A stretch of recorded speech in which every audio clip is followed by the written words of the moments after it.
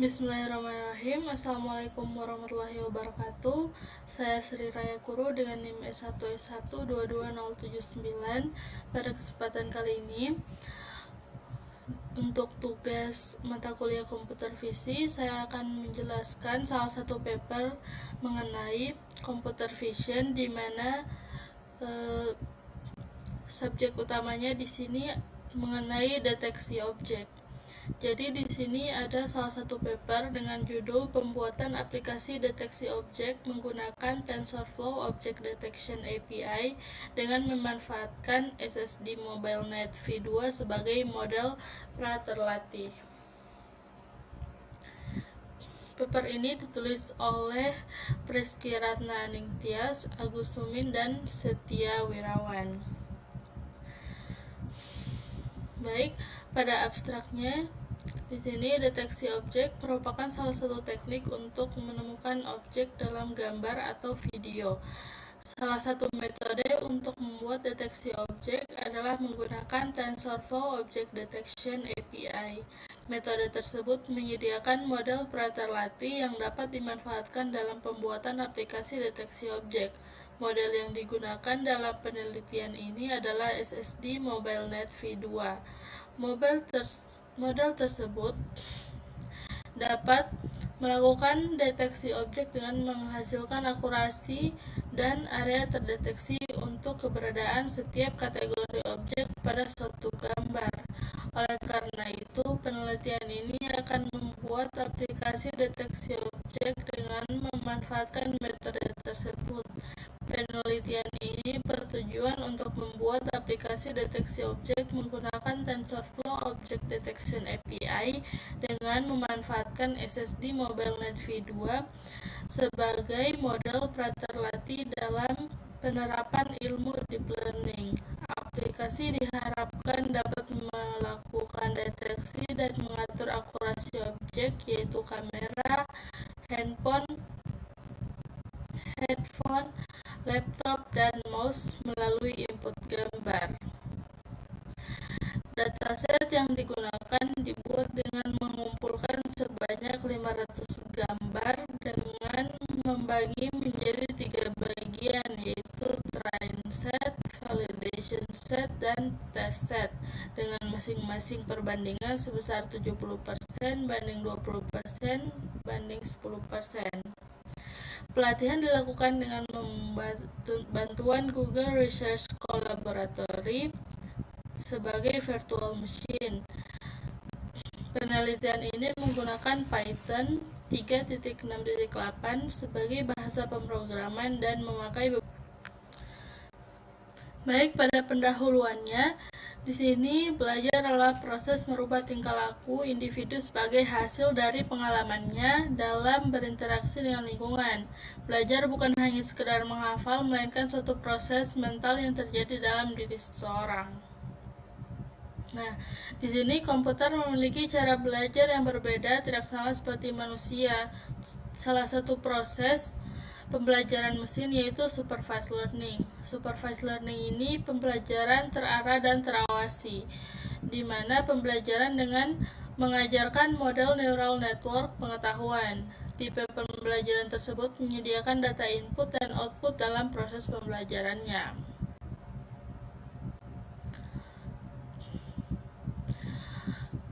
Dalam dunia pembelajaran mesin dikenal istilah ada dua, yaitu machine learning dan deep learning. Kedua istilah tersebut mengacu pada pengembangan sistem yang mampu belajar dengan menyediakan data sebagai bahan belajar atau training sebelum mengeluarkan output. Perbedaan dari machine learning dan deep learning adalah pada deep learning pembelajaran dilakukan lebih mendalam dan kompleks.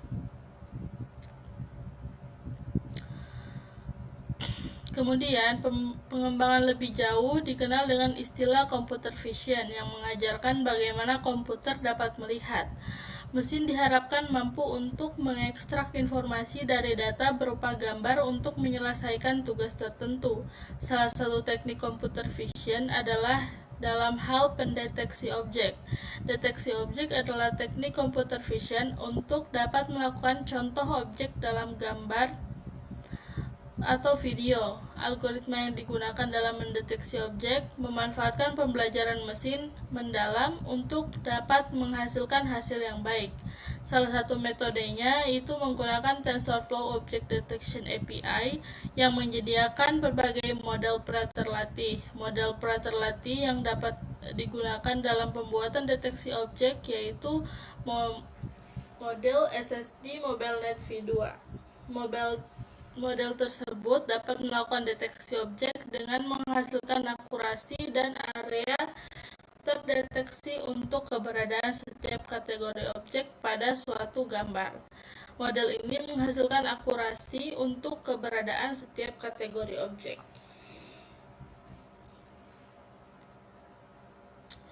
Untuk beberapa penelitian yang membahas mengenai TensorFlow Object Detection API, diantaranya penelitian yang menggunakan TensorFlow Object Detection API dengan arsitektur SSD MobileNet untuk mendeteksi lesi kulit.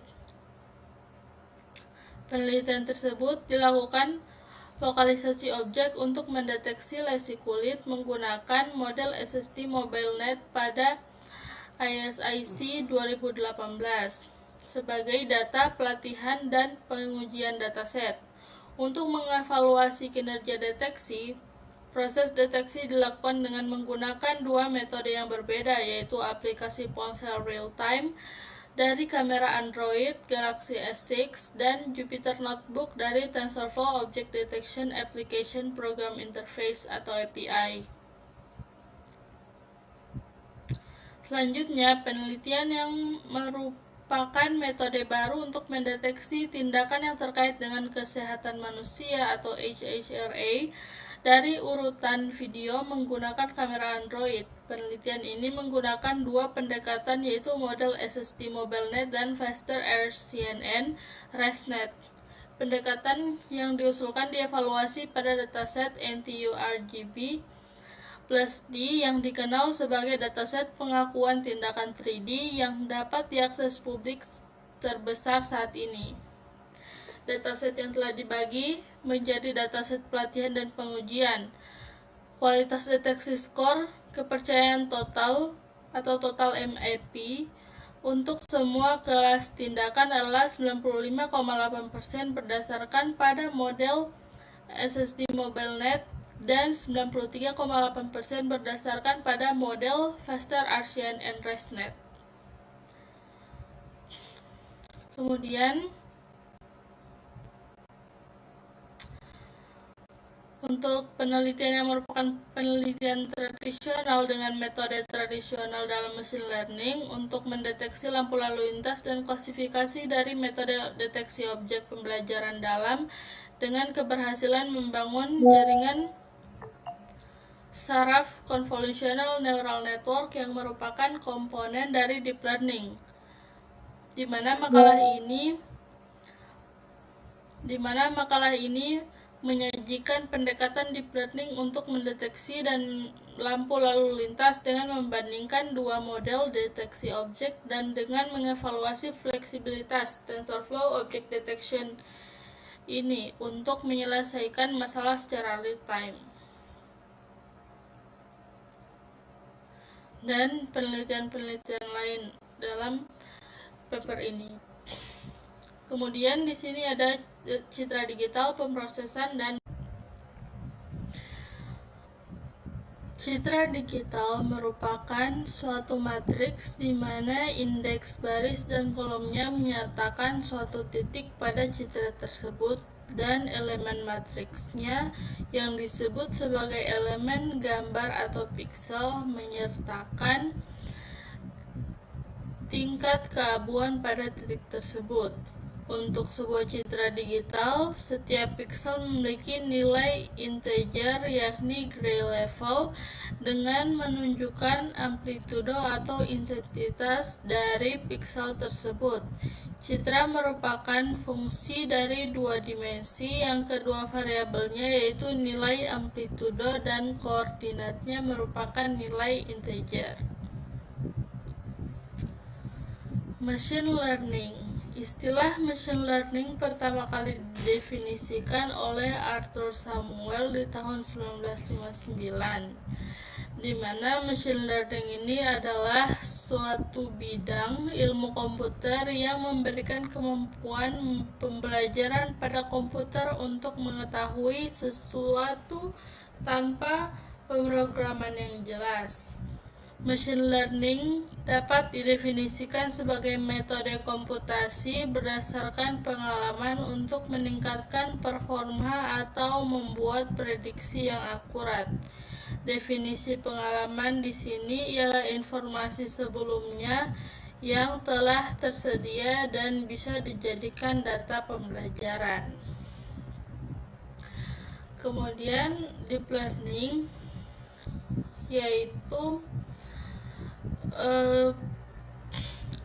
machine learning deep learning yaitu salah satu cabang dari ilmu pembelajaran machine learning yang terdiri dari algoritma pemodelan abstraksi tingkat tinggi pada data menggunakan sekumpulan fungsi transformasi nonlinear yang ditata berlapis-lapis dan mendalam.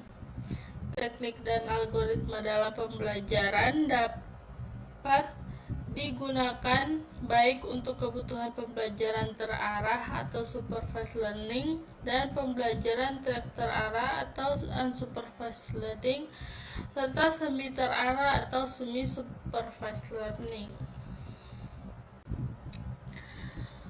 Dan dalam berbagai aplikasi seperti pengenalan citra, pengenalan suara, klasifikasi teks, dan sebagainya. Deep learning disebut sebagai deep atau dalam karena struktur dan jumlah jaringan saraf pada algoritmanya sangat banyak, bisa mencakup hingga ratusan lapisan.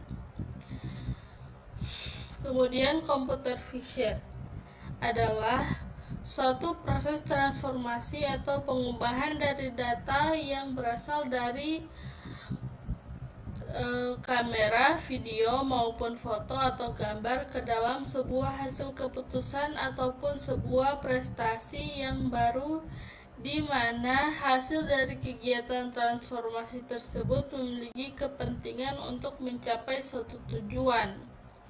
Data yang dimasukkan ke dalam kegiatan transformasi tersebut memungkinkan untuk memiliki beberapa informasi yang terkontekstual, seperti halnya sebuah foto atau gambar yang di dalamnya terdapat berbagai objek.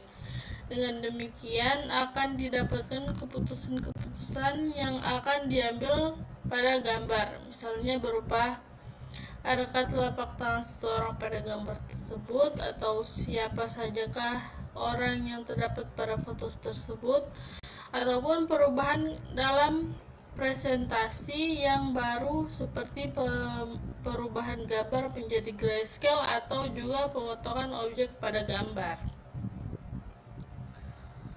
Lalu sini transfer learning yang merupakan suatu teknik atau metode yang memanfaatkan model yang sudah dilatih terhadap suatu dataset untuk menyelesaikan permasalahan lain yang serupa dengan cara menggunakannya sebagai starting point, memodifikasi dan mengupdate parameternya sehingga sesuai dengan dataset yang baru. Untuk menerapkan transfer learning secara efektif ada 3 cara ini. Nah, lanjut ke deteksi objek. Deteksi objek ini adalah teknik fisik komputer untuk menemukan contoh objek dalam gambar atau video. Algoritma deteksi objek biasanya memanfaatkan pembelajaran mesin atau pembelajaran mendalam untuk menghasilkan hasil yang bermakna. Ketika manusia melihat gambar atau video, manusia dapat mengenali dan menemukan objek dalam beberapa saat, berbeda dengan komputer yang memerlukan komputasi yang kompleks. Tujuan deteksi objek ini adalah untuk mereplikasi kecerdasan yang dimiliki manusia dalam melihat benda menggunakan komputer. Cara kerja deteksi objek adalah deteksi objek menempatkan keberadaan objek dalam gambar dan menggambar kontak pembatas di sekitar objek itu. Ini biasanya melibatkan dua proses, yaitu mengklasifikasikan jenis objek dan kemudian menggambar kotak di sekitar objek itu.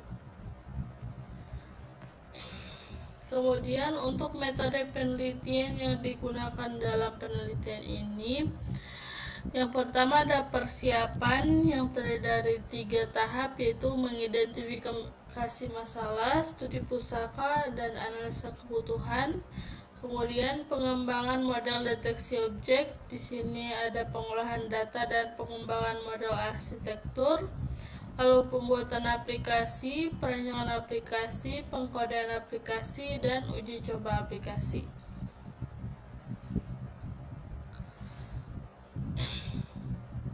Nah, pada tahap pertama dilakukan dengan mengidentifikasi masalah, melakukan studi pustaka, dan diperlukan untuk referensi pembuatan aplikasi deteksi objek.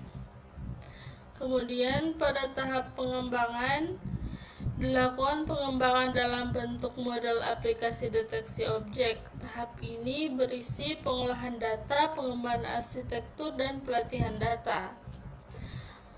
Kemudian pada tahap pembuatan aplikasi meliputi perancangan aplikasi, pengkodean aplikasi. Pembuatan aplikasi berupa perancangan aplikasi yang terdiri dari perancangan struktur navigasi, perancangan flowchart, dan perancangan tampilan. Pada tahap pembuatan aplikasi meliputi perancangan aplikasi dan pengkodean aplikasi. Pembuatan aplikasi berupa perancangan aplikasi yang terdiri dari perancangan struktur navigasi, perancangan flowchart, dan perancangan tampilan. Setelah diperoleh model hasil dari proses pelatihan data, model tersebut diterapkan pada aplikasi deteksi objek. Kemudian akan dilakukan uji coba aplikasi pada testset yang telah dipersiapkan sebelumnya. Uji coba aplikasi akan dilakukan pada seluruh data testset yang berjumlah 50 gambar dengan masing-masing kelas objek berjumlah 10 gambar. Hasil dari uji coba aplikasi akan menghasilkan akurasi dari aplikasi deteksi objek. Kemudian pada bagian pengembangan model arsitektur, di sini pengembangan model arsitektur pada pembuatan aplikasi deteksi objek menggunakan TensorFlow Object Detection API. Untuk itu, berikut adalah skenario pengembangan arsitektur menggunakan TensorFlow Object Detection API. Dimana di sini membuat TF record, pelatihan data dengan SSD MobileNet V2, evaluasi, ekspor.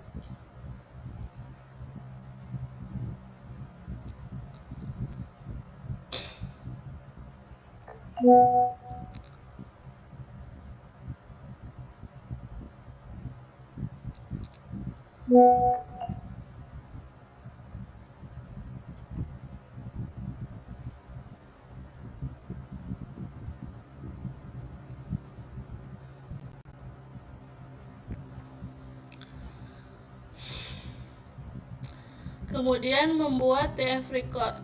Pembuatan TF record dilakukan pada train set yang telah dilakukan pengolahan data, file gambar yang telah dilakukan labeling dan menghasilkan format XML akan diubah menjadi TF record. Perubahan dilakukan sebelum pelatihan data untuk pengubah XML Mengubah XML menjadi TF Record akan dilakukan pada Google Colaboratory dengan menuliskan program pada notebook. Lalu pelatihan data atau retrain, di mana pelatihan data dilakukan dengan melakukan pelatihan kembali pada model praterlatih pada dataset yang telah selesai dibuat. Pelatihan dilakukan dengan melatih seluruh train set dengan bantuan repositori GitHub sebagai tempat penyimpanan dataset dan Google Colaboratory sebagai virtual machine selama melakukan proses pelatihan data. Skenario terlatih pelatihan data dapat dilihat pada gambar 3 yang ini.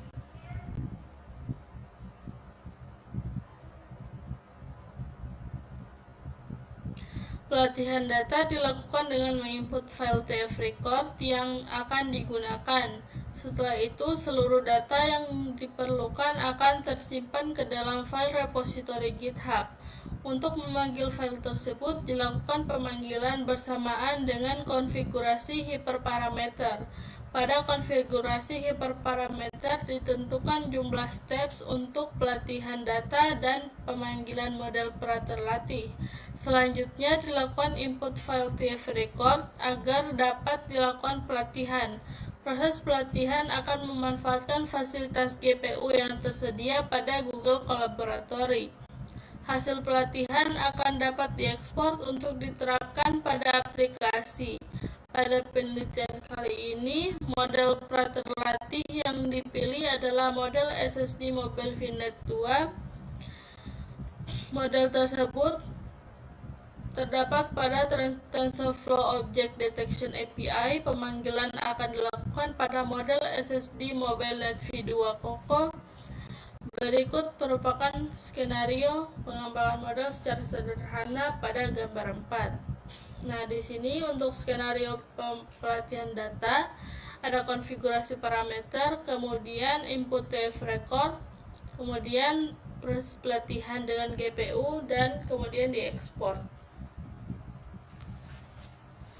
Lalu pada skenario penggunaan model praterlatih, di sini ada input citra, kemudian diproses dalam SSD Mobile NetV2. Di sini yang pertama ada SSD-nya, kemudian ke bounding box. Yang di bawah ini ada mobile net, kemudian ke fitur extraction. Lalu outputnya di sini ada kamera, handphone, headphone, laptop atau mouse sebagai inputannya. Nah, kemudian di sini ada struktur navigasi aplikasi deteksi objek. Dari menu utama, kemudian halaman deteksi objek, dan halaman tentang aplikasi.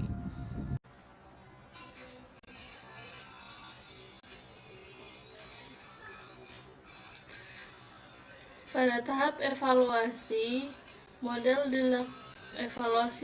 dilakukan pada data validation set selama proses pengembangan model.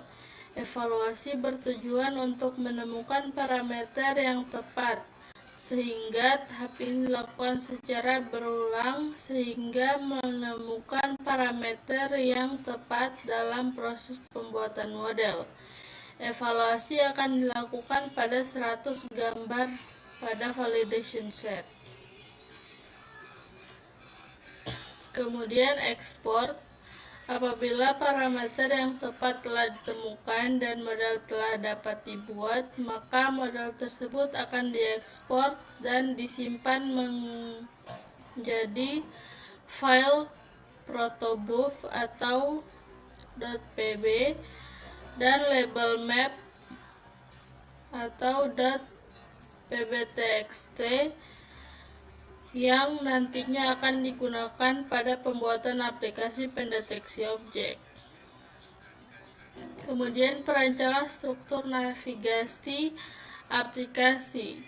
Perancangan struktur ini bertujuan untuk menjelaskan alur dari suatu aplikasi. Pada aplikasi deteksi objek dibuat struktur navigasi hierarki. Struktur navigasi aplikasi deteksi objek dapat dilihat seperti pada gambar 5. Kemudian perancangan tampilan. Perancangan tampilan pada aplikasi pendeteksi objek yang terdiri dari tampilan menu utama, tampilan halaman deteksi objek, dan tampilan halaman tentang aplikasi. Perancangan tampilan halaman dilakukan agar hasil output dari aplikasi memiliki tampilan yang diharapkan. Tampilan rancangan halaman menu utama aplikasi bisa dilihat pada gambar 6. Di logo aplikasi deteksi objek, dan tentang aplikasi. Tampilan perancangan halaman deteksi objek dapat dilihat pada gambar 7. Kemudian tampilan rancangan halaman tentang aplikasi dapat dilihat seperti pada gambar 8. Hasil dan pembahasan.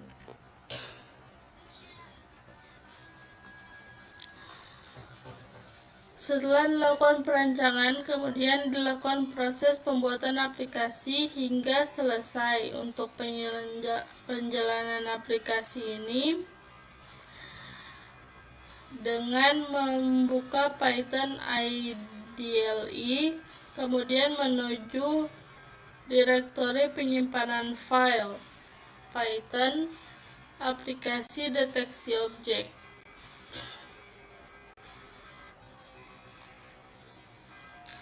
Aplikasi dapat dijalankan dengan menekan tombol F5 pada keyboard. Uji coba aplikasi dilakukan dengan menampilkan halaman yang telah dirancang sebelumnya. Pada aplikasi deteksi objek terdapat 3 tampilan utama, yaitu halaman menu utama, halaman deteksi objek, dan halaman tentang aplikasi. Ini tampilan menu utamanya. Kemudian tampilan halaman deteksi objek dan gambar yang dilakukan deteksi.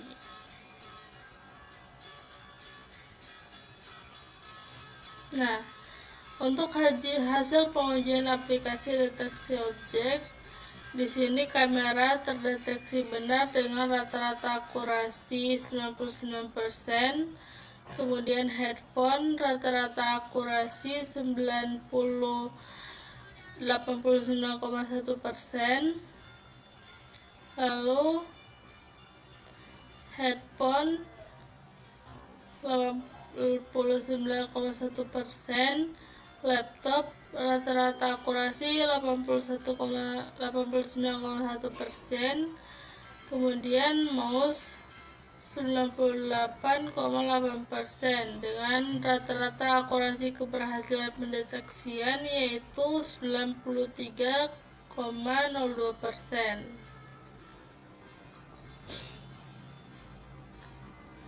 Nah, terakhir adalah halaman tentang aplikasi yang memuat informasi mengenai pendeteksi aplikasi objek. Setelah aplikasi berhasil dijalankan, dilakukan pengujian dengan menggunakan uji coba pada data testset yang telah disiapkan sebelumnya. Terdapat 50 gambar yang akan dilakukan untuk menguji aplikasi deteksi objek. Terdapat 5 kelas dengan masing-masing kelas berjumlah 10 gambar yang ada pada tabel 1 tadi.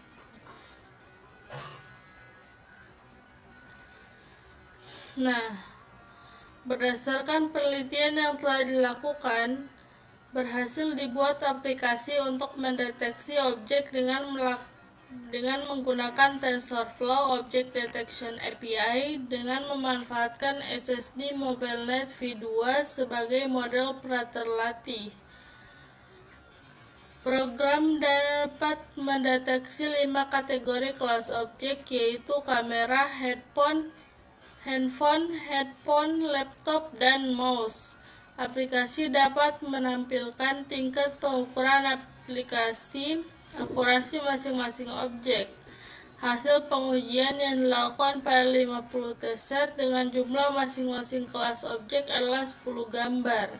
Gambar objek kamera mendapat rata-rata persen sebesar 99%, handphone sebesar 89,1%, headphone sebesar 89,1%, laptop sebesar 89,1%, dan mouse sebesar 98,8%, sehingga diperoleh rata-rata akurasi keberhasilan pendeteksi aplikasi dengan deteksi objek adalah 93,2%.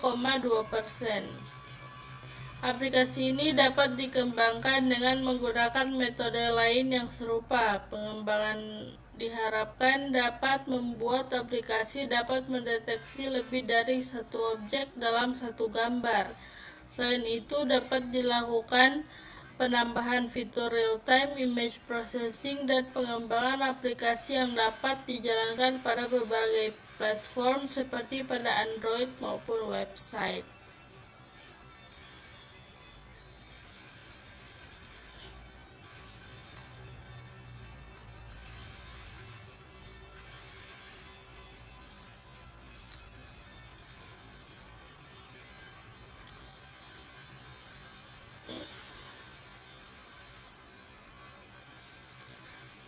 Sekian penjelasan mengenai paper dengan tema objek deteksi menggunakan TensorFlow Object Detection API dengan memanfaatkan SSD Mobile Net V2 sebagai model terlatih yang berhubungan dengan materi komputer visi.